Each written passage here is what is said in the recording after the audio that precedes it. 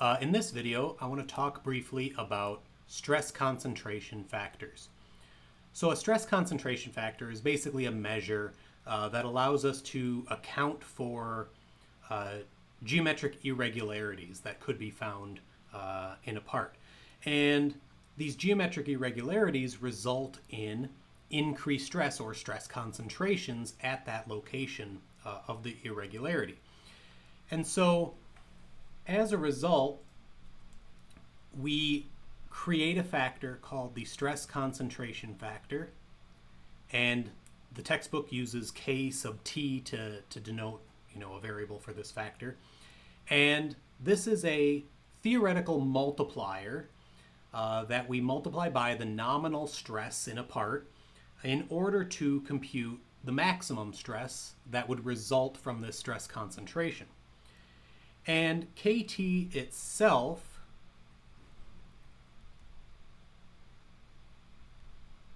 is a dimensionless quantity. And dimensionless means there's no units associated with it, right? It's not, it doesn't have units of megapascals or newtons or pounds or something like that. It's dimensionless.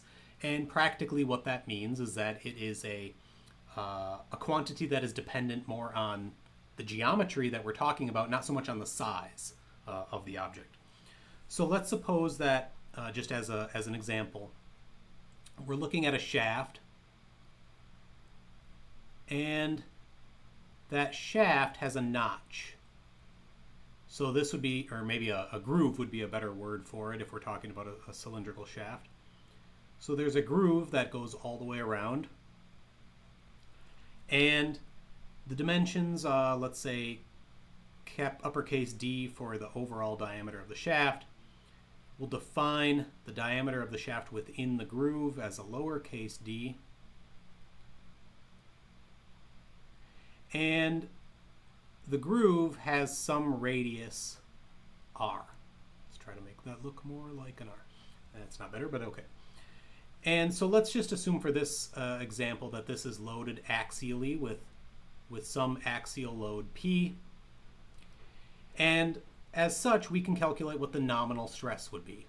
So the nominal stress, again, is just the stress in the part, not really considering the stress concentration. Now, this will be a little bit different than, say, the normal stress that we would apply to a cylindrical shaft like this.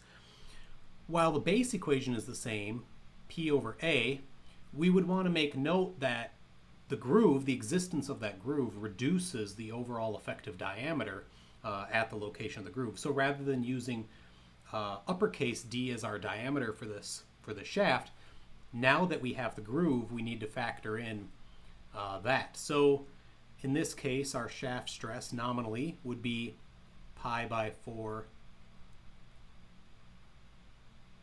lowercase d squared.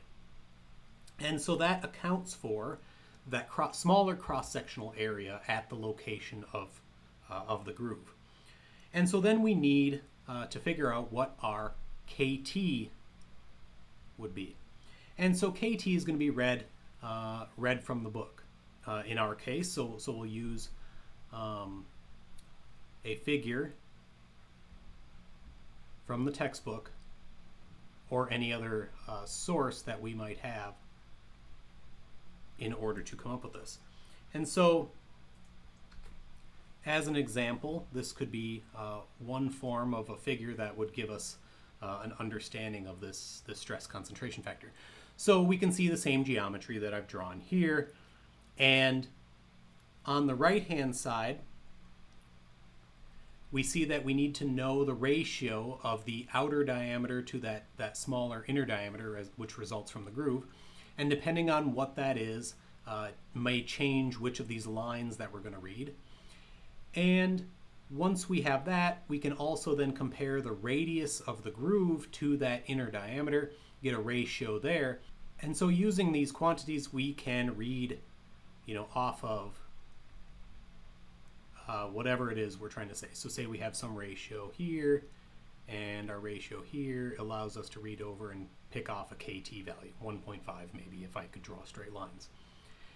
And so once we have that KT, then we're simply going to use that to calculate our maximum stress. So we take our stress concentration factor as a multiplier on our nominal stress. And this gives us what sort of magnification of our stress that we're seeing as a result of this changed geometry. And we can then use that stress in our later calculations. All right, thank you.